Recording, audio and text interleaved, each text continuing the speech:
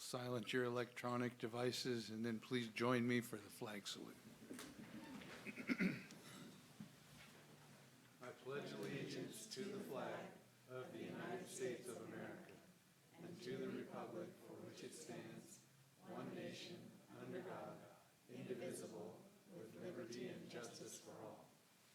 Thank you. Can we get a roll call? Councilmember Diaz. Here. Councilmember Stevens. Here. Mayor Pro Tem Trent. Here. Mayor Johnson. Here. And for tonight's meeting, we have a couple of presentations. The first being our annual Measure E report presented by the Measure E Committee Chair, Sue Long. Almost said Mayor. Got that. Good evening. So you guys all have this in your packet prepared by your outstanding finance director, Aaron, who always does a great job. So I'm not going to read this to you because obviously you can all read. But I do want to hit some of the highlights just because we have people maybe listening at home and in the audience who don't have the packet. So Measure E is a 0.75% sales tax measure that was approved by the voters in 2016. And the greatest thing about this tax is that no one can steal it. It goes directly to Fortuna. The state cannot take it. No other entity can take it because it is strictly for Fortuna. So that will sunset in 2033. The committee consists of myself, Sue Long, Don Ingram, Danette DeMello, Martin Morris, Chris Kitna, and Tina Taylor. A couple of those people, Tina and Don, have been on the committee since the inception, and they were instrumental in helping get Measure E passed way back in the beginning. The sales tax that we pay in Fortuna is 9.5%, but 6% of that goes to the state. So even though it may seem like a lot of money coming in, Fortuna doesn't get all of that. So 6% to the state, 1.75 to the county, and then 1.75 to the city of Fortuna. During the fiscal year of 24-25, Measure E provided $1,916,924 to the city for Measure E positions, Measure E projects, and the general fund deficit to balance the budget. So, I'm just skipping over lots of this stuff. For the 24-25 expenditures for Measure E, $422,000 went to Parks and Recs, 20%. $1,102,000 went to the police department, that was 51%. $238,000 went to cover the general fund deficit, and almost $400,000 went to public works. So Measure E was put on the ballot to maintain essential services for the city of Fortuna, to provide youth programs, senior programs, repairing aging and deteriorating streets, and the police, which was a big, huge part of it, as you can see. I'm super proud of the city of Fortuna, the Measure E committee, the city councils that have been in place since the inception of staying true to what that Measure E was promised to the voters and not veering from the intent. And so that's, not all cities do that. And so Fortuna has maintained that and stuck to it, and I'm super glad. So some of the biggest projects, street maintenance, there was $75,000 or $112,000 that was for some paving on Newburgh and South Loop. Parks and Rec, we have our Parks and Rec director and a recreation program supervisor. We also bought a boom mower for the streets, and the parks, and we also bought a, lightweight mower for the parks, which helps. Because of the lightweight, you can get on the fields when they are wetter than we could with the old mower, so we can get the fields in order and ready for the youth and adult softball and soccer and all the things. They can get out there and start practicing and enjoying the parks much sooner than they could before. They were able to buy a screen that they put in Newburgh Park to keep foul balls from going onto the playground. I actually was there one night and got hit pretty hard by one, because those guys, man, well, even some of the gals, they hit hard. And so I was happy to see that. We need to keep our little kiddos safe when they're running around down there. We were able to acquire a portion of the McLean property to expand Newburgh Park, and we have $850,000 set aside for improvements there, even though not much has happened yet because of, I think, staff time and just trying to find time to design and figure out what we want to do there. There is a what do you call it? Master plan, thank you, Aaron. But we need money to be able to develop it to the full extent, and we have not been able to get any grant money for that yet. Police department has a lot of positions paid by Measure E. The detectives, which have proven to be invaluable. They have solved a lot of crimes. They've handled 1,481 incidents in 24, 25. And for 2 people, that's a lot of cases. And so we added a community services officer, a records clerk, a code compliance officer, which helps with blight and keeping dead cars off the streets and keeping garbage from accumulating on properties. He can go out and talk to the people and hopefully get them to come into compliance. And he's been a great asset to the city as well. The canine program, which everybody loves because we have the 2 dogs, Kane and Blitz, and they are very active in the community, helping out with the officers as well as interacting with the children in the community and at other community events. We also replaced the bulletproof vest for the police officers. I mean, obviously, we want to keep them safe. And we spent $67,000 to finish up the police facility this year. So those are just some of the highlights. I think that, I know that without Measure E, we would not have several of those police positions. We would not be able to balance our budget. And so it was a big deal when that passed. And thankfully it did. It does sunset soon. Well, 2033, it'll be here before we know it. But that's it in a nutshell. So if you have any questions, Aaron probably knows the answer better than I do. But I'd be happy to answer anything that you guys want to ask. Do we have any questions or comments for? All right, thank you guys. Thank you. And thank you for the work you do on the committee, all the committee members, and holding our feet to the fire. So following that, we have another presentation from,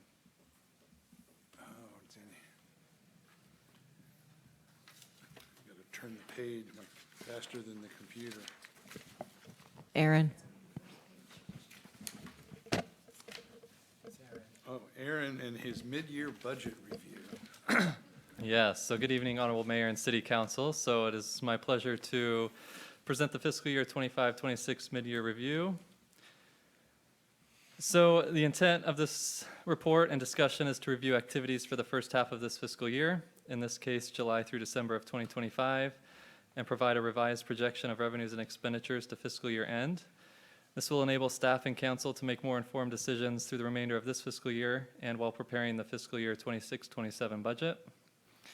The formal submittal of a review during the fiscal year provides an opportunity to identify and present any fiscal problem areas to you and to recommend corrective action or additional funding needed.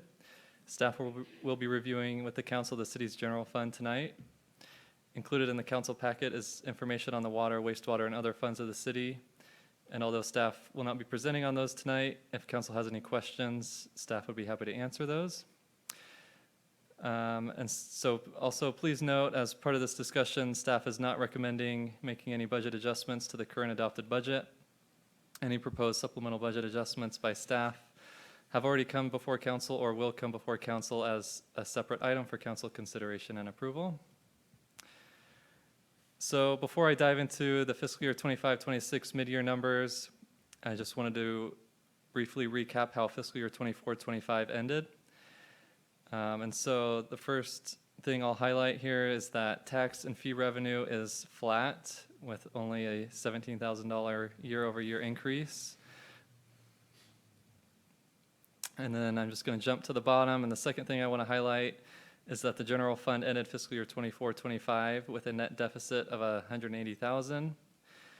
And that was due to a few items. The first one was, it was a $37,000 rollover from the prior fiscal year for 2 new building division vehicles. And what that means is essentially it was budgeted in the previous fiscal year 23-24, and it just took over a year to be able to get those vehicles delivered and paid for. And so we see that expense occur in 24-25. And we also had a rollover for the Monday Club chimney repair project. Again, that was budgeted in 23-24, but we ended up spending it in 24-25. And then the third item was $112,000 for the City Hall remodel project. That was approved by a supplemental budget request by council in August of 2024, intended to come from general fund reserves. And so this is really to say that the general fund deficit was somewhat anticipated due to these 3 items. And if we were to take those 3 items out, the general fund had a surplus of $60,000. So now getting into the current fiscal year 25-26, property tax and property tax in lieu revenue primarily come in 2 to 3 installments, typically in January and one at the end of June, and is received from the county through property tax distributions. We've yet to receive our first installment from the county, but based on last year's actual receipts, we are estimating slightly higher revenue than originally budgeted. Additionally, staff have recently met with HDL about the city's property tax and are estimating a 3.5% increase for fiscal year 26-27. On the other hand, the city's largest revenue category, sales tax, is trending down. We also met with HDL regarding the city's sales tax, and they revised their projections for both this fiscal year and next fiscal year, and I'll touch more on that on the next slide.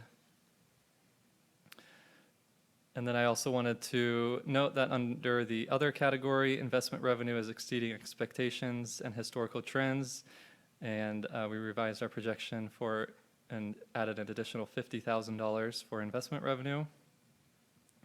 And so overall, on the revenue side, we're anticipating $44,450 more in revenue than we were at the beginning of the fiscal year. So talking about sales tax a little more, which again is the biggest source of revenue to the city's general fund. Sales tax as compared to the peak year, which was fiscal year 21-22, this current fiscal year is anticipated to be 6% lower, or $150,000 less. And we also see that continuing into 26-27 with only about a 2 to 3% increase from 25-26. Spending has not been picking up among consumers since the COVID era highs, and consumer sentiment is trending down as inflation continues to eat into consumers' ability to make discretionary purchases. And then on the expenditure side, we see that most of our departments are estimated to finish the fiscal year in line with what was included in the adopted budget. There are a few exceptions, general government, within the general government department, police department, and community development department. However, all 3 of those had SPRs approved by council since the budget was adopted. And so under general government, the council approved $70,000 for generalized consults for the Fortuna strategic plan and general plan updates. Under police, the increase there is because the council approved $1.5 million for an additional discretionary payment to CalPERS. And as a reminder, this payment will result in an estimated almost $1.25 million in interest payment savings to the city. And then under community development, this council approved $110,000 for the addition of a senior planner position to also assist in the Fortuna strategic plan and general plan state mandated updates. And so overall, we're showing an increase of $1.3 million. But again, taking out kind of the primary cause of that increase, the $1.5 million to CalPERS, that leaves us with an anticipated $200,000 less in expenditures. And that is primarily due to pay and benefit savings from the Parks and Recreation Department due to the department being severely short-staffed in the first half of the fiscal year. And so this just, now that we've looked at the revenue and expenditures separately, we'll put them together to see how the city is projected to end the fiscal year overall. And so as part of the budget that was adopted back in June 2025, the city anticipated having a $380,000 deficit. Now we're looking at a deficit of about 1.75 million.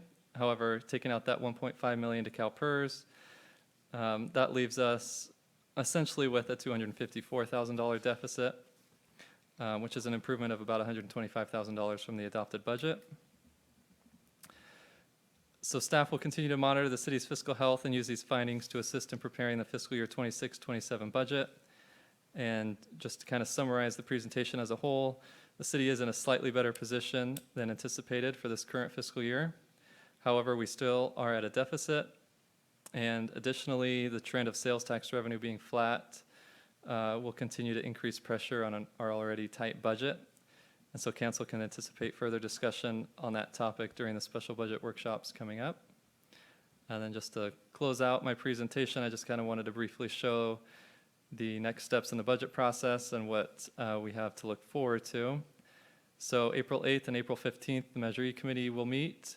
The first one, the departments will present the proposed projects. And then the second one on April 15th, the Measure E Committee will finalize those recommendations. And then in late April and early May, we'll have two special council meetings on the proposed budget.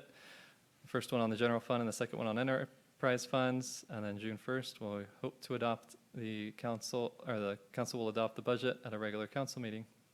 So with that, I'll turn it over to the mayor for any questions. Any questions from council regarding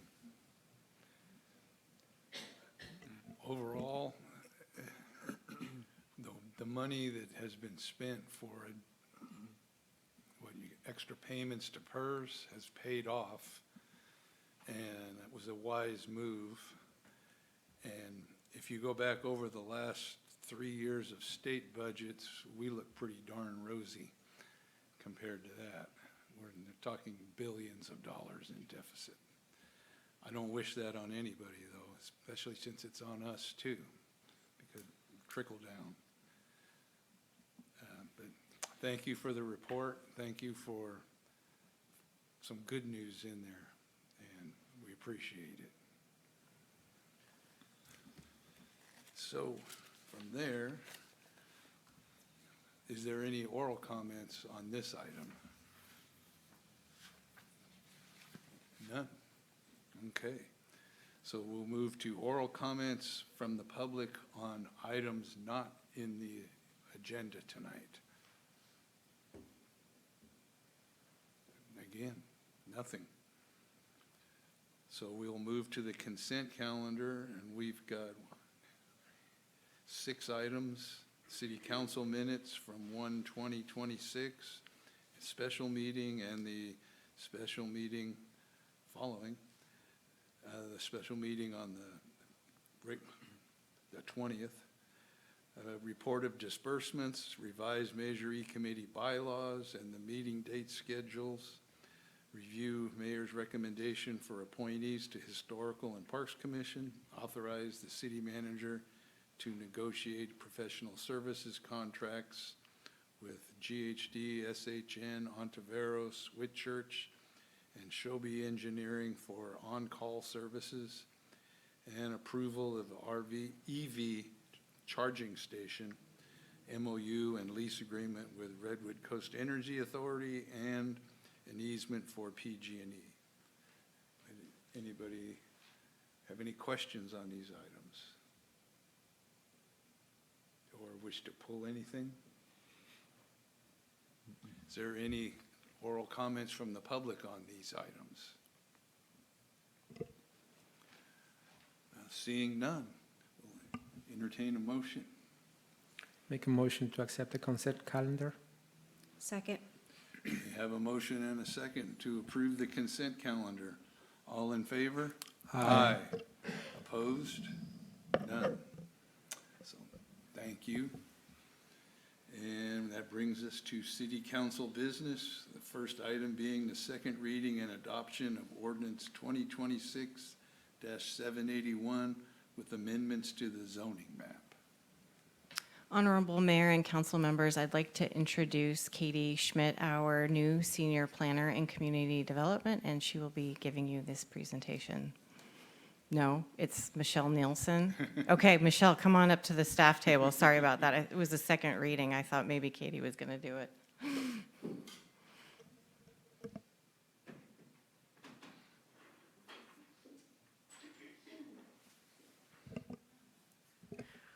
So just briefly, this is, your council had the first reading, had public hearing and first reading for this ordinance at the special meeting on January 20th. And this is an ordinance that is proposed that implements changes to the zoning map to implement the Mill District specific plan for consistency, and then for a few areas outside the Mill District specific plan, but there was inclusion of those areas to make land use changes, and these that are outside those as part of that. So that was all contemplated as part of those adoption of specific plan last year, along that also there was an adoption of the land use element amendments that was all done, and so these are zoning changes that implement those changes. I did make a presentation at the last meeting. I can walk through those slides if the council is interested, but I'd be happy to entertain any questions there may be. Any questions on this item? Question?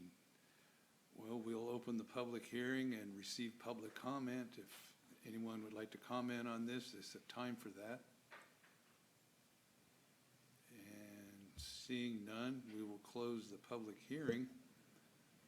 And I don't see any questions from council, so we will have a motion.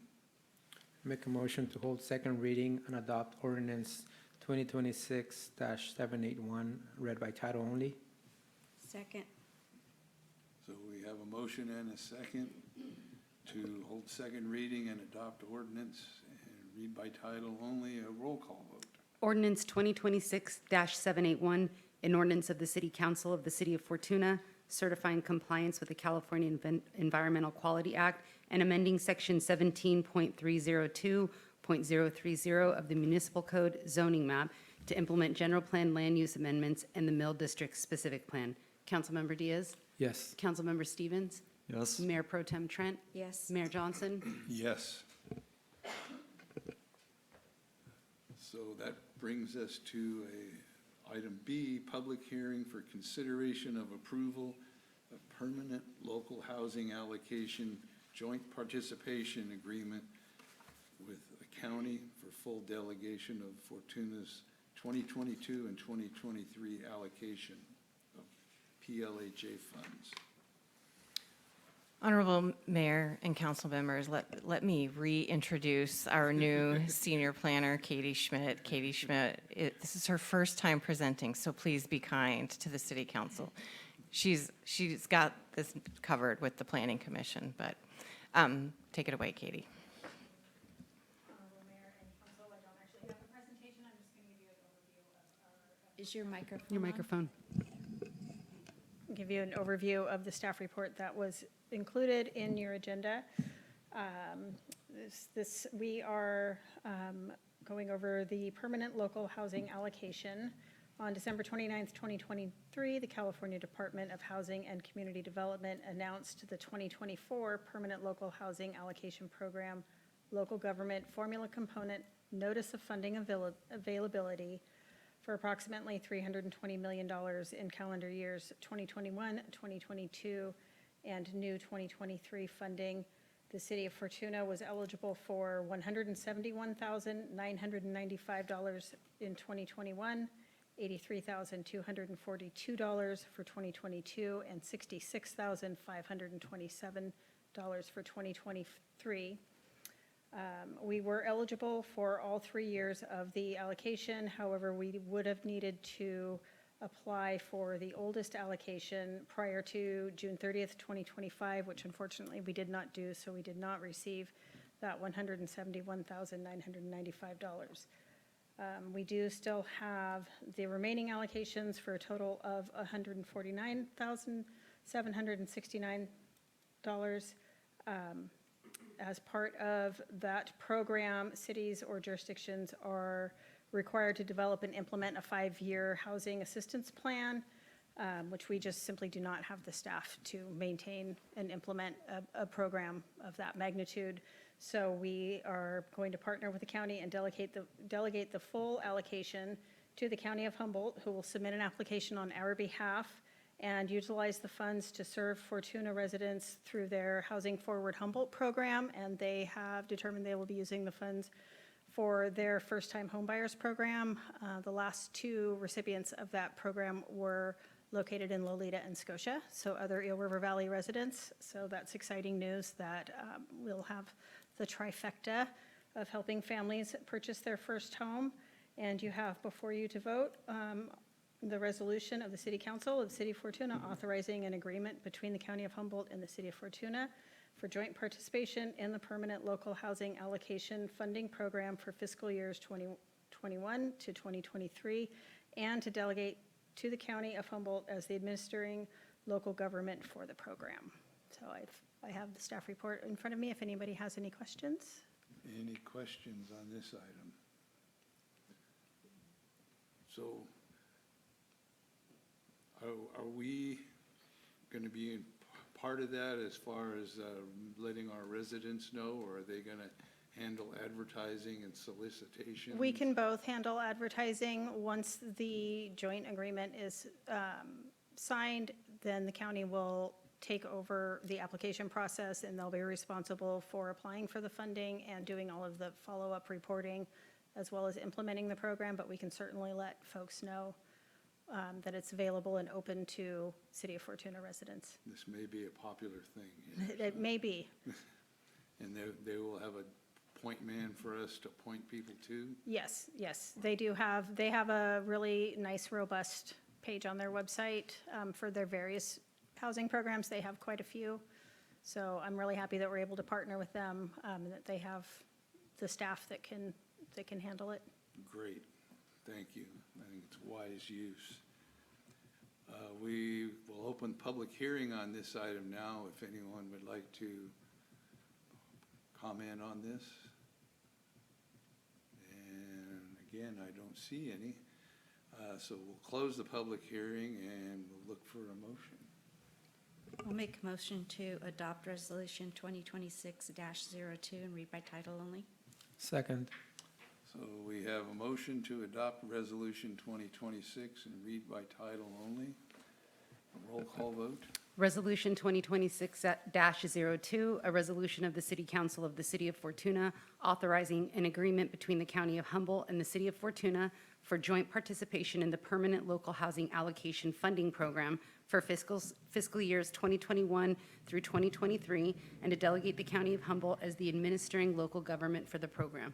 Councilmember Diaz? Yes. Councilmember Stevens? Yes. Mayor Pro Tem Trent? Yes. Mayor Johnson? Yes.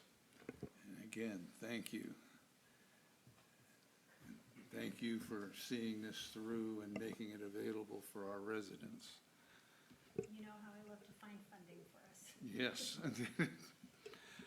So here we have public hearing and introduction with first reading of ordinance 2026-782, amendments to Title 17 zoning regulations.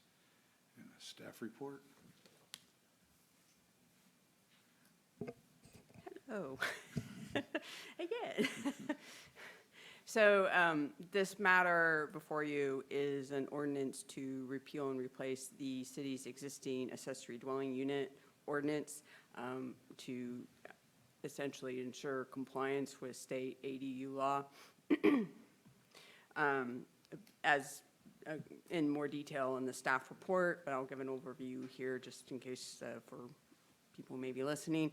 So in November of, in 2021, excuse the error with the November 2019, in 2021, the City of Fortuna adopted its own accessory dwelling unit and junior accessory dwelling units ordinance. Since then, state ADU law has been amended basically almost every single year. In 2020, HCD, the California Department of Housing and Community Development, they published an ADU handbook, guidebook, and that has received corresponding substantive updates in 2022 and 2024. 2025, I believe they are going to be coming out with another one this year. Those updates to stay current with the massive changes in state ADU law. In beginning of January of 2024, HCD now has the legal authority to enforce all state ADU laws. Prior to that, they had the authority to review each city, county's adopted local ADU ordinance for compliance, but now they have the authority to enforce that. So, kind of before getting into this slide here, the content. So what is happening is they are looking at the ADU ordinances that were adopted that are a little longer in the tooth, if you will, and then haven't been updated, and then sending letters of technical assistance to those jurisdictions, advising them that there's a good chance that their ordinance may be out of date. If it's out of date, there could be repercussions for that jurisdiction through the state's ability to enforce state ADU law, but also developers, property owners have an ability to be part of that enforcement process. So they're sending letters, and their recommendation to those localities is to adopt a locally compliant ordinance, and also to ensure they're compliant. And because the way state law is written, you can't just pick and choose the parts that are compliant. It's kind of a black or white. It's either meets state law or it's out. And if your ordinance is not compliant, they're recommending that you then just work out of state law to maintain compliance. So the city's regulations, they were adopted in 2021, but currently, given they haven't been updated, as this is the case for many jurisdictions, they're currently out of compliance for state law. So, they're advising the cities with these out-of-date ordinances that they're considered null and void, and the reason to adopt updated ones, in this case, very streamlined ordinance that just directly references state law, is to avoid confusion for property owners and applicants who may be relying on outdated ordinances, and then to avoid improper denial or delay of ADU or development applications, because there's requirements for ministerial review and streamlining of those applications. So we're just going to walk through the red line edits, the ones that there, as you probably saw in your packet, the part of the red line edits is to strike all of the existing ADU city regulations and to replace it with this very abbreviated but compliant, what would be compliant with state law, so that folks, when they look up, the city's regulations to develop these in terms of the zoning, they were pointed to the California Government Code and the sections where it's chaptered, and that the language, for another client who did actually receive one of those letters from HCD, we proposed this approach to advise HCD that that's what we were looking at, and they said that would be satisfactory. So we're recommending it here. So very to the point. As far as short-term rentals, and there's some further discussion in the staff report about this, because to avoid confusion with the term of that a short-term rental can be rented, it is proposed to change the definition of dwelling unit in the short-term rentals to remove the references to accessory dwelling units and to replace that with second residential dwelling units that meets the definition. But actually, in fact, right now, the way the city short-term ordinance is written, the term for doing a short-term rental, it does not actually conflict with state ADU law. So you won't have someone who has a permitted short-term rental in the city. The term for that is it was not more than 30 days, which is conforms with the state rental terms for ADUs and junior accessory dwelling units, which is 30 days or more than 30 days. So there's not actually a conflict with folks who may have an existing short-term rental, but this is to ensure it's very clear and to provide that distinction. that accessory dwelling units and junior accessory dwelling units are not to be used as short-term rentals. So going back to definition, so before there were all these massive changes in state ADU law, there was second residential dwellings, those were a thing, and the city, imagine, has a number of those that have been permitted. They're treated there as, in a way, a non-conforming accessory dwelling unit, but they're permitted. They could be used as an accessory dwelling unit, they could be used as a short-term rental, but this definition is intended to provide the distinction of those that were constructed and installed prior to January of 2027, and that has not been permitted as an accessory dwelling unit. That those could continue, they can be a different class, someone could potentially use it as a short-term rental. And then the other change is there's a section in the municipal code, just for readers, that just has a general listing of all of the government code that applies to cities, and it's just to update it so it goes to the correct chapter. A couple years ago, they made some massive changes to where all the ADU law is chaptered, so to make sure that is correct, because I've actually seen letters from HCD to cities where they got dinged when they were suggested that they make those corrections. So in terms of CEQA, there is actually now a statutory exemption for cities and counties when they are adopting ordinances that implement accessory dwelling unit and junior accessory dwelling unit law. And then to, for belt and suspenders, there's also would be categorically exempt under the construction and conversion of small structures. So it's very much CEQA. The proposed ordinance change would be exempt from CEQA. In terms of noticing, tonight's hearing was noticed in the January 22nd edition of the North Coast Journal. The Planning Commission was also noticed on January 1st edition of the Journal. And then notices were also posted at City Hall and on the city website, and similarly for the Planning Commission. At the Planning Commission hearing, it was duly noticed. The commission did not receive any public or written comments on the proposed changes. They did not recommend any modifications to the proposed ordinance changes, and they voted unanimously to adopt the resolution that recommends your council approve the proposed ordinance. And so the findings, which staff believes these can all be made, that the amendments are in compliance with the California Environmental Quality Act, the proposed amendments are in the public interest, consistent with the general plan, and they're consistent with other provisions in the zoning regulations and in the municipal code. And so it's our recommendation, open the public hearing and consider address, and happy to answer any questions there may be. Thank you. Thank you. Is there any questions for? Yeah, I'm curious, do you or Katie happen to know how many ADU permits were issued last year, or how many may have been built? In the last year, I would hazard a guess, roughly 5 to 10.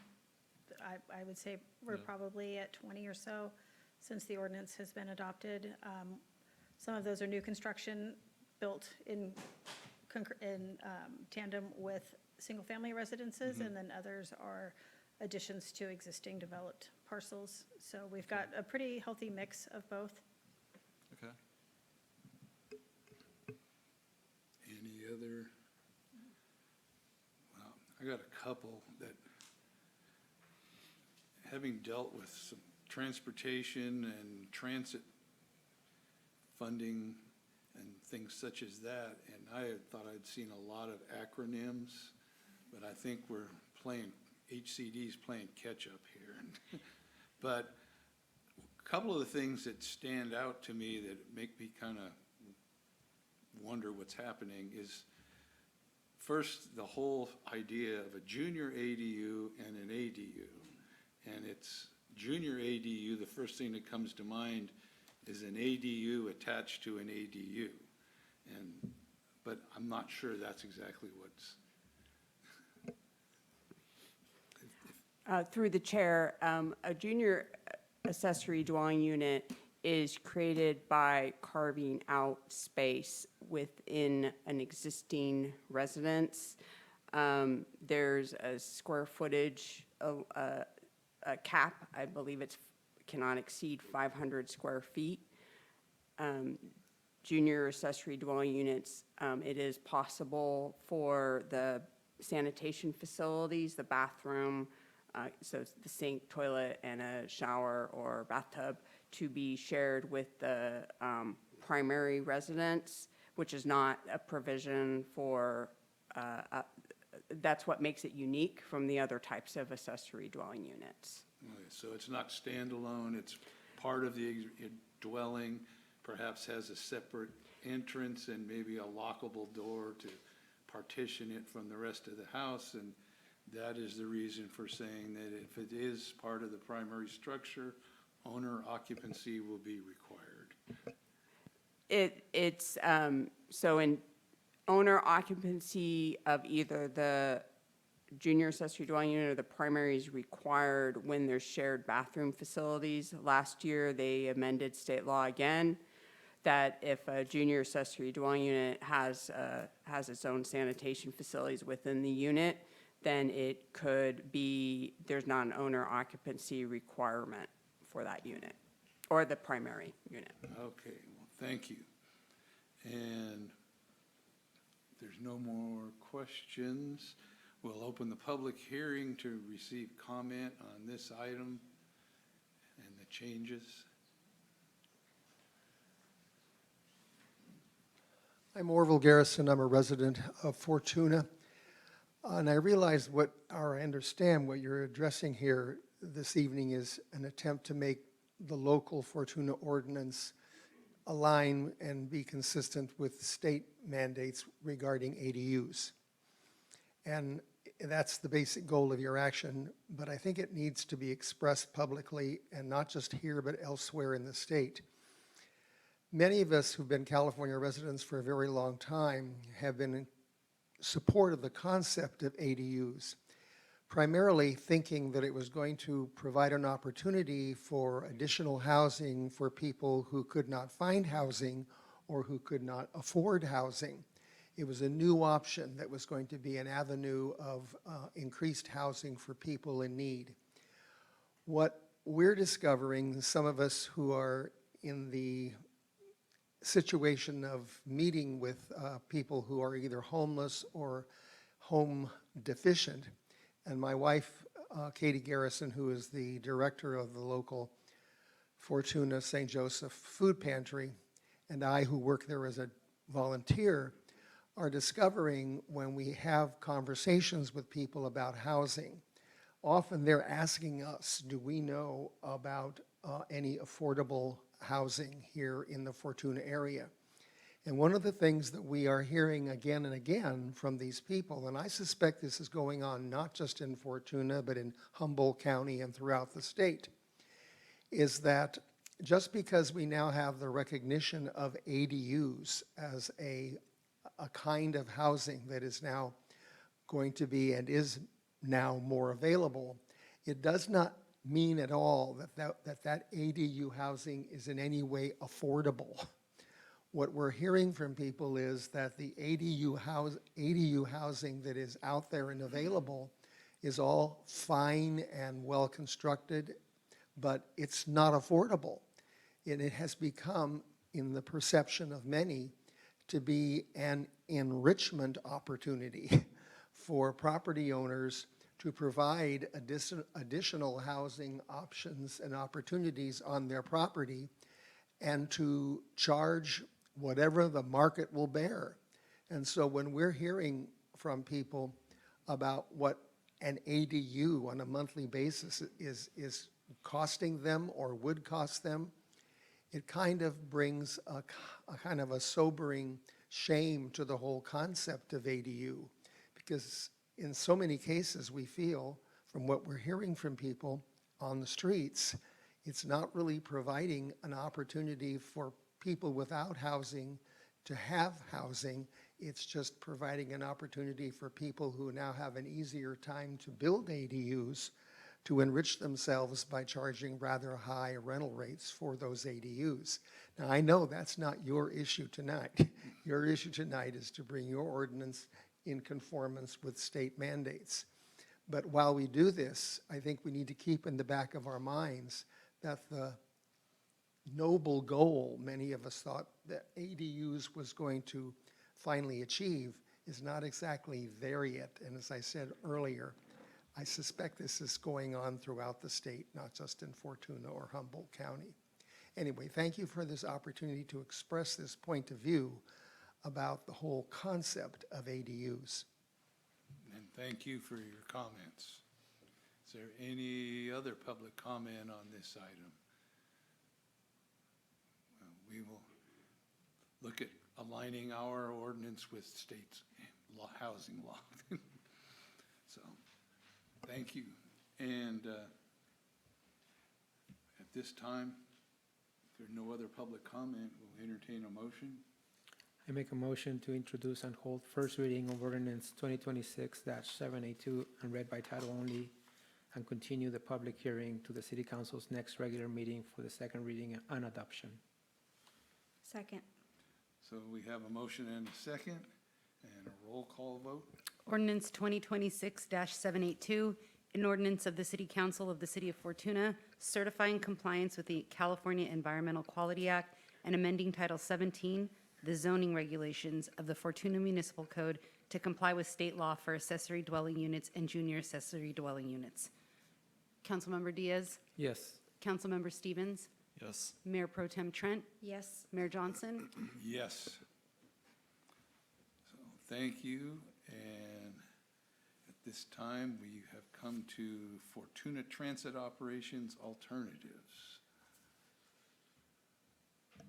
Honorable Mayor and council members, I'd like to introduce the Director of Parks and Rec, Kaylin Stainbrook, and she will be providing a staff report for you this evening.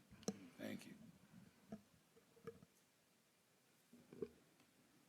Thank you, Honorable Mayor and Council.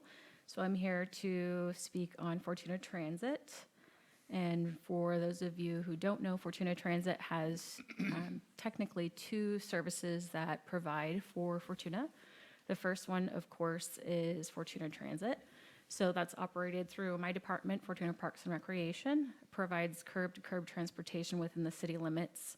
We provide service to seniors who are 50 and older and disabled individuals. We have a monthly Eureka trip for shopping and a weekly Eureka trip for medical appointments, and that is sponsored by Measure E, so thank you. Our current fare is $3 per one-way ride or $30 for a 15-ride punch card, and it's funded by our local transportation fund, which is LTF. LTF is a key component of the Transportation Development Act, or TDA, and the TDA provides funding to be allocated to transit and non-transit related purposes that comply with regional transportation plans. LTF is a statewide general sales tax, and in order to be eligible to receive LTF, transit organizations such as Fortuna Transit is required to recover at least 10% of their operating costs, and that is called or referred to commonly as fare box ratio. The second transit system that services Fortuna is Redwood Transit System, and that's operated by Humboldt Transit Authority, or HTA. It provides fixed routes throughout Humboldt County, including a combined northbound and southbound 25 stops in Fortuna. However, per HTA, approximately 14 stops will likely be eliminated within the next 2 years due to low demand, and that would impact approximately 25 of their riders per day. They are open to the general public. Their standard fare is $2 per ride, and they are funded by City of Fortuna's LTF funds by approximately $200,000 per year. Currently, Fortuna Transit's fleet consists of 3 gas-fueled vehicles. One is a 2015 12-passenger bus that is technically out of service at this moment because their manufacturer is out of business. We have a 2011 bus as well that requires a Class B license to drive. It has a defective seat, and we also have not been able to find a replacement. And lastly, we have a newer, compared to the rest of the fleet, van that is almost to 51,000 miles driven. Per the Federal Transit Administration's useful life guidelines, a typical lifespan is approximately 10 years or 100,000 miles. And as you can see, at least 2 of them are close to the end of their lifespan. Fortuna Transit's team currently consists of me, the director, as the division head. There is not a dedicated supervisor. There are 2 part-time transit dispatchers / office assistants. There's 1 full-time bus driver and 3 part-time bus drivers. We have had difficulty attracting and retaining Class B candidates. So back to that fare box concept. As said, we have to recover approximately 10% of our operations, and I have a table here that explains over the last couple of fiscal years what that looked like. It is important to note that for the fiscal year 24-25, there was an increase in revenue and fare box ratio, and so we were able to successfully meet that fare box ratio. However, it was primarily due to organizations purchasing bulk punch cards for their members or residents, and it does not demonstrate consistent fare. That being said, it is very possible that those punch cards are now being used for the 25-26 fiscal year. As you can see, our fare revenue is only $7,000 so far, and we're halfway through the year. So Fortuna Transit continuity, with LTF being the primary funding source of Fortuna Transit and requiring 10% fare box, the future of Fortuna Transit as is a little unstable. So several options were workshopped internally with the Humboldt County Association of Governments, or HCOG, and Humboldt Transit Authority, HTA, to secure additional funding streams and to operate more efficiently to increase ridership. So workshopping the first question, one common option that we circled back to often was opening up service to same-day general public service, meaning they wouldn't be able to schedule in advance. They would only be able to schedule day of. So this means we would no longer be serving just the seniors and disabled individuals. We would be supporting connectivity with the Humboldt-wide transit streams, and we would be becoming eligible for several funding streams. The second question, how can we operate more efficiently and increase ridership? What we came up with was collaborating with HTA in order to use the RideCo application, which is a scheduling app that is supposed to help increase the ridership considering the stops, times, and seat capacity. And it also has the ability to give advanced scheduling priority to seniors and individuals with disabilities. We also discussed having a call center that could assist with the call volume due to opening to the general public, a full-time transit supervisor so that they can have dedicated focus for marketing, training, planning, reporting, auditing, etc., and to update our fleet, reduce the number of mechanical issues and interruptions in service, and while doing so, looking at purchasing Class C vans so that we can have a broader pool of drivers and eliminate the Class B random testing requirement that impacts our driving schedule and other staff time to facilitate. So here's a list of all the proposed operational changes combined. So if we were to open up to same-day public, HCOG in collaboration with HTA intends to reallocate some STA funding for Fortuna Transit. And by doing that, we would also be able to have assistance with the initial startup costs of the RideCo application. We would also be able to replace at least 2 of our vehicles in our fleet. And we'd also have annual financial assistance for the call center and for a full-time supervisor. So option A that we're presenting tonight is status quo, which is to leave the operations as is, meaning we don't open up to public. The director remains the primary supervisor with limited capacity. There's no scheduling app and we'll continue paper scheduling. No assistance from a call center. We already evaluated that. If we were to stay status quo, it's not cost effective to have a call center. and no assistance with a new fleet. So we would keep our existing fleet and ride it out as long as we can. So the general fund impact with this option is that in 27-28, the general fund support of transit operations would start increasing by 20 to 30,000 annually due to closed-ended funding sources. We'd have limited supervisor capacity for growth, long-term planning, protocol development, et cetera, and it does not support connectivity with RTS and HTA. Option B, which is our recommendation, is to recruit for a transit supervisor and to reevaluate in fiscal year 27-28, excuse me. Key points are to open up to the public. We would eliminate one part-time position for dispatching and replace it with one full-time salaried transit supervisor position. We'd implement that application, implement the call center, and then we would reevaluate the program and our progress at the end of fiscal year 27-28. The general fund would be impacted by approximately $35,000 annually. Excuse me.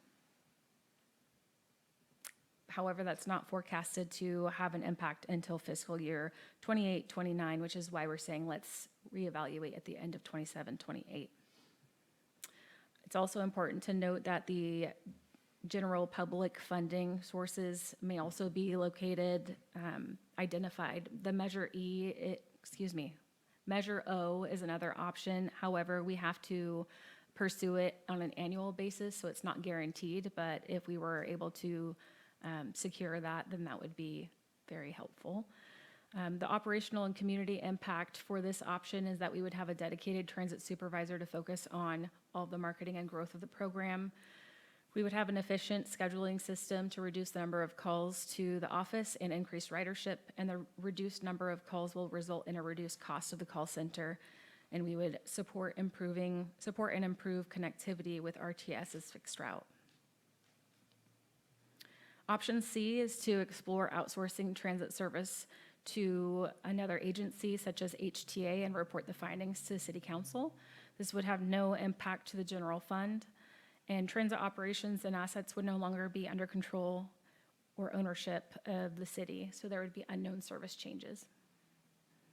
And lastly, option D is to close transit service entirely. No impact to the general fund. However, we would continue, RTS would continue its reduced bus stop fixed route, costing the city $200,000 per year. And we would refer existing riders to other agencies that could support their transportation needs. So in case you are curious, the first two options are what I think in general everyone would want to see considered.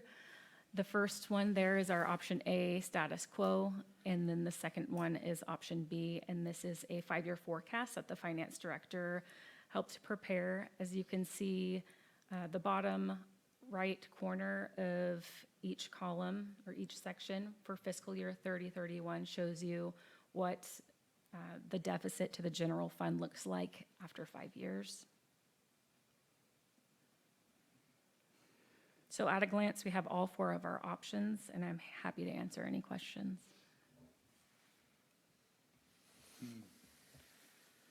What does the ridership look like, or how does it compare from prior years? Like, how often is it actually being used, and how much opportunity for growth is there to get more ridership through marketing or outreach or whatever? Sure. So currently, we don't have a robust marketing plan, and we haven't done a lot of marketing in the last 6 months or so as the future of transit has been evaluated. The ridership has declined. A lot of that in the last year or so has been due to staffing and canceled service due to our bus situation. Our fleet is very unstable at this time. And so it has become a little less reliable for some of the riders. I would say on an average, we see 35 riders per day. And let me correct that, approximately 35 trips per day. And that is between the 2 buses. So it definitely can be improved. And we are at the direction of the council, ready to jump in and do a big marketing push. We just don't want to push the marketing if we are constantly having to reschedule service due to mechanical issues, or at one point, we had severe staffing issues over the summer. We have a good team now, so we're just waiting for direction. So with HTA closing 14 stops, they're going to pretty much make an express route through town. And have they given thought to assisting us with closing that gap and transporting people from Campton Heights down to bus stops along the boulevard or over by the park and ride, and helping out with, I saw there was some notes in there regarding the call center and the app. So those are viable options then for, okay. I can answer that a little more. I'm on the Humboldt Transit Authority board, and that's one of the reasons that they're willing to give us a portion of Measure O. If we get Measure O, then we will have the ability to buy those vans, and those vans will be available to transfer people from home to the bus stops, so they can get the connecting. Perfect. Is there any questions from our public regarding this item?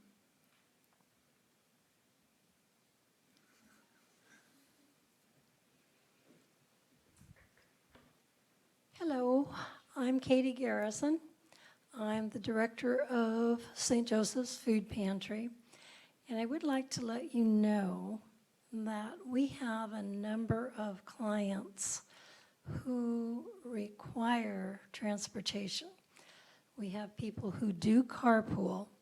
We're open on Monday and Wednesday mornings. And one other thing I'd like to address is that we have a larger than normal senior population who have difficulties sometimes driving.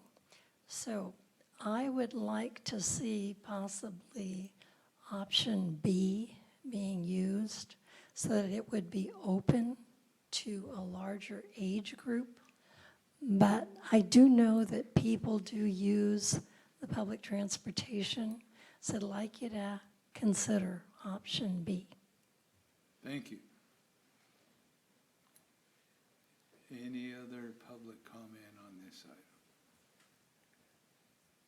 Any other council questions? The only other question or comment that I have is I would like to take a look at that app and see how useful and user-friendly it is for our senior population to make sure that they have proper access. Just because if we are going to be targeting or being that as our main target and continue to support that population, that they have the means to make sure that they are able to schedule those trips as well. I think it would be a great idea for us to do some sort of orientation with our riders, but I also would like to just express that we would not stop call service, phone service for our seniors. They would still be able to call in advance and we would assist them. We would just have a desktop version of the app so that we can plug it in and the drivers could see their schedule. Perfect, thank you. Any other? Yes. I was just going to say that they can still call in because there are a lot of seniors that don't even have a cell phone or anything. So this, I think there is no other option but B. I feel this is the best option for us. It will give us the money that we need, the funding that we need to get the buses that we need, and opening it up to the public gives us more opportunity for grants, and more people can use this app. I've looked into this a lot. I've had a lot of conversations with Greg from Humboldt Transit and with the transit here, and I strongly feel that we should try option B. Is there any comments from Aaron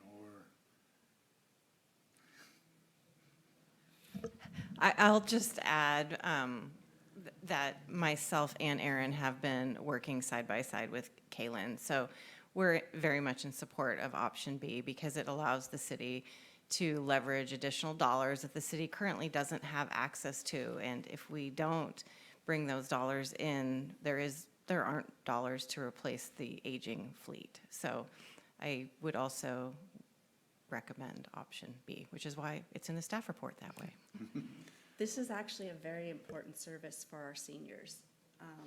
And it will be nice to be able to open it up to a little bit, be able to have more transportation within the city. yeah, I think it's gonna be necessary because you've got those people that are pretty far away from what are gonna be the only open transits. How about our hours of service aligning with HTA's hours of service for picking up those out of range passengers? So we would continue to just have service Monday through Friday until 4 o'clock, where I think the last pickup is 3:45. HTA does have service on Saturdays. They do not have service on Sundays. And when I spoke with HTA, they did not expect us to operate on Saturdays. And what's the first pickup time in the morning on their schedule through town?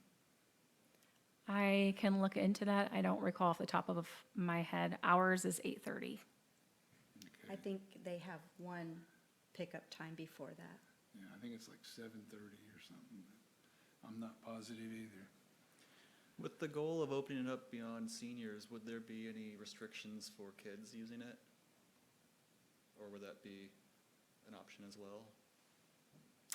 I think we would probably consult with HTA and see what their current policies are on minors if you're speaking regarding minors unattended by an I'm adult. just kind of imagining, there seem to be a few gaps in like bus service for the schools that, it might be nice to be able to fill if that's an option.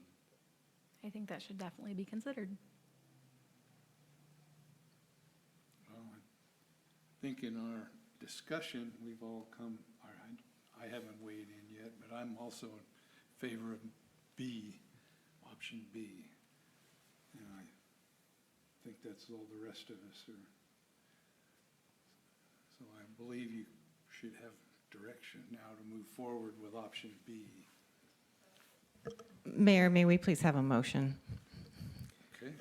I'll make a motion to authorize option B for city staff to begin the process of open same-day transit services to the general public, open recruitment for a full-time salaried transit supervisor, approve RIDECO application services and call center contract, and request staff report back with progress in fiscal year 27-28. Second. And we have a motion and a second. Councilmember Diaz, Yes. Councilmember Stevens, Yes. Mayor Pro Tem Trent, Yes. Mayor Johnson. Yes. All right. We've got a new service to begin. So that brings us to our city manager's report. Thank you, Honorable Mayor and council members. As you recall, your city council did allocate funds for polling services to poll a sales tax measure for this November's election.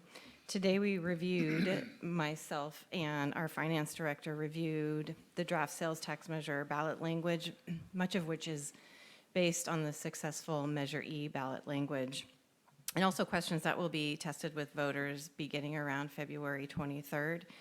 And just as a reminder, polling is intended to gauge the sentiment of voters and measure the likelihood of a sales tax measure passing. You will have those polling results at your city council meeting on April 6th. I spoke with Cal Cities today about amendments to SB 1383. As you'll recall, SB 1383 has a significant number of new mandates that will be on the city of Fortuna and its residents, mandatory recycling being one of those, and particularly organics recycling. And so I spoke to Cal Cities about the abundance of reporting requirements that the city has to do including tracking the procurement of recycled paper products, creating a waiver process for commercial businesses, and quite frankly, the list goes on. And so I'm hoping that Cal Cities can help us make some amendments to the SB 1383 language that would reduce the burden on the city of Fortuna. So I'll keep in touch with Cal Cities on that front.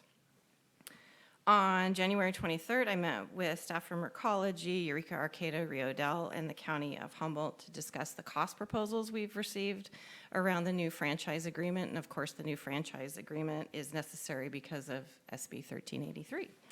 And we will be having Chris Bell, who is one of the consultants that the city works with, develop the cost proposals on behalf of Recology, and Recology will also be paying for those cost proposals, because the cities and the county have not, what we've been provided by Recology has not been sufficient to move forward with the franchise agreement and the costs associated with the franchise agreement. So that is still in progress. Almost 2 weeks ago, I attended Cal Ed's Rural Economic Development Exchange. I made several contacts and have some follow-up meetings, one in particular with Redwood Region Rise. One item that I do need to follow up on with the County of Humboldt is private land camping, which was authorized by AB 518. There was representatives, other economic development persons at this conference. They were from the Humboldt County area, and they are interested in seeing the County of Humboldt invest in or adopt a private land camping land use ordinance, which would allow for private camping on private lands, which would be a flower in the economic development bouquet, potentially. I attended the FBID meeting on January 27th. The FBID report, the annual report, was approved, which will come to your city council at a later date. FBID also approved funding for the 2026 apple harvest and Al Gray Lighted Parade. I had the pleasure of attending the Rotary Seafood Boil, which is absolutely delicious. Everybody should go to that seafood boil. It's fantastic. As a reminder, the State of the City is this Wednesday at 11:30 a.m. at the River Lodge. And then we also, the Finance Director and the Parks and Recreation Director and myself continue to work on operational improvements at the River Lodge. And then, as always, I continue to meet with department heads, and I'd be happy to answer any questions. Any questions for our city manager? Okay, well, that was a mouthful there, so thank you for all that. Is there any future agenda items? Seeing none, we'll go to council reports and Councilmember Diaz. Yes, thank you. I attended Redwood Coast Energy Authority meeting last month where we had elections for officers. We're also looking for a community advisory committee for the city of Fortuna. So if anybody out in the public is interested, please get in touch with me. It's a 2-year commitment, but it's a good opportunity to get involved into that committee and energy authority. Also, just a heads up to our community members, due to Assembly Bill 205 by the state of California, PG&E now, starting in March, is going to be listing a new item, line item on the bill, which is going to be used for the delivery charge. So in order for RCEA cannot take or absorb that into their bill. So now PG&E is going to show a line item for the delivery fee, and those that are signed up for RCEA energy generation will see an additional item type on their PG&E bill. We are estimating that because it's a flat rate that is not generated by the usage, those that use less energy, and if that energy is generated by or purchased by RCEA, then they might see an increase on their bill by about $10, $10 to $12. So if you have any questions, please get in touch with me, and then we'll take a look at your bill and explain it a little bit better. But starting in March, please take a look at your energy bill from PG&E so that you understand it and realize where all those charges are coming from. That's all I have. Is that charge on top of the power charge and difference adjustment? Yes, so it's, that charge is specifically for usage of their PG&E delivery of their system. So RCEA generates the energy, but PG&E is charging them for them to be delivered to your household. So that's pretty much what that is on top of it. Well, Councilmember Stevens. Yeah, I went to a REDEC board meeting. Or I guess I should say, we have been working on updating I guess they're the bylaws, that basically streamlining the language, getting rid of some of the confusing legalese. I think they're going to be requesting us and the other members to approve it. So the director, Greg Foster, I'm sure will be reaching out to city staff at some point in the near future to, explain that and potentially add it to one of our future agenda items.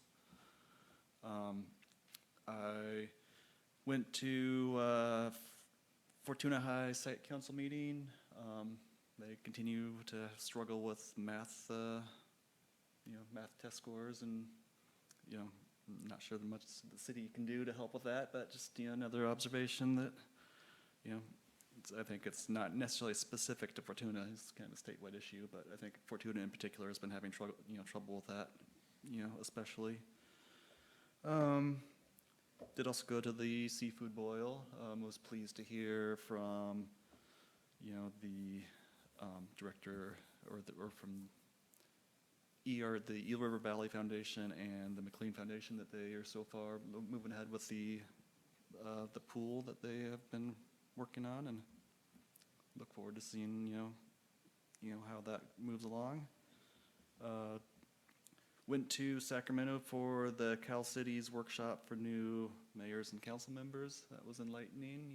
Definitely good to hear from other council members from other cities, learn what they're doing, listen to some presentations from some of their experts on issues like the Brown Act and similar. Definitely got a few good ideas, and looking forward to implement those in the future. And that's about it. Okay. Mayor Pro Tem Trent. Well, as I mentioned earlier, I've had quite a few meetings with Humboldt Transit Authority about our changes and how to improve our system. So I'm looking forward to that.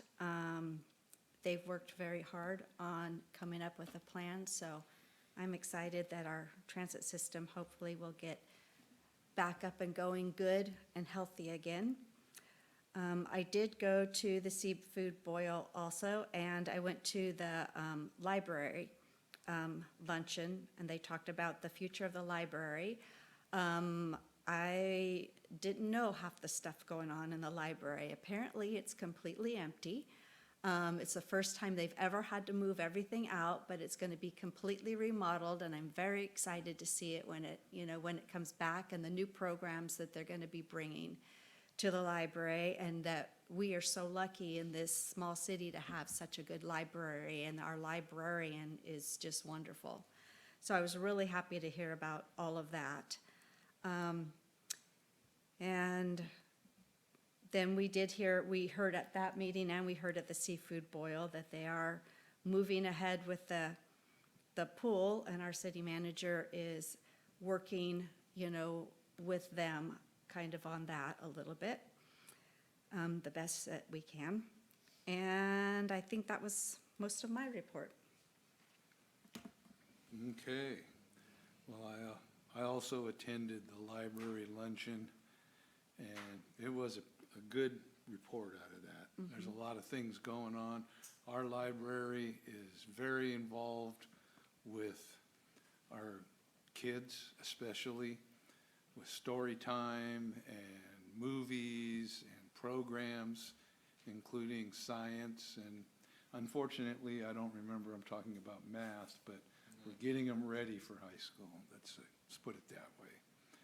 I also got to go to the seafood boil, but unfortunately, myself and four of my rodeo partners, rodeo members, we got to shuck about 600 oysters and get them grilled and served. So we had a ball doing that. Got to talk to some of the people that we don't usually see. Then we moved inside and sliced tri-tip that we didn't get to eat, but it was good also. And we got to hear some of the presentations. And I don't remember the exact number, but I know that that evening they raised quite a bit of money for Food for People. And it will go a long ways, not just in the Eureka area, but here too. And it's a need. And this particular event got to fulfill that. So thank you to all that attended. I wanted to add something to that. I was amazed at how many backpacks full of food they sent home with kids from our local area. It's amazing that they have food for the weekends, and they do that all year long. So that was pretty impressive that that program does that, make sure that they all have food and they don't go hungry. That's right.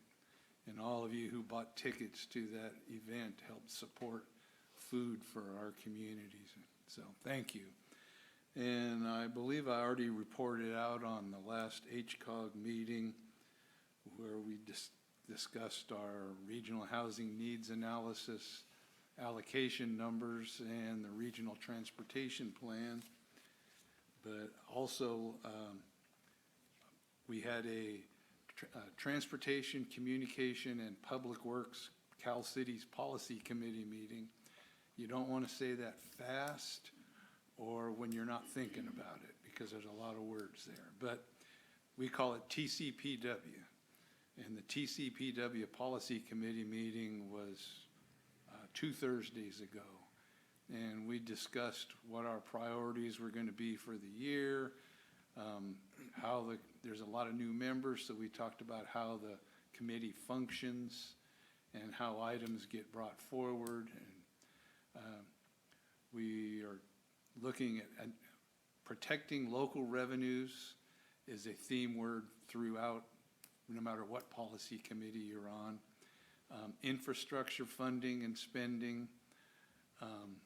We don't expect a lot from the state of California because they have a $17 billion deficit, and I don't think we're going to see a lot of trickle-down money to local cities.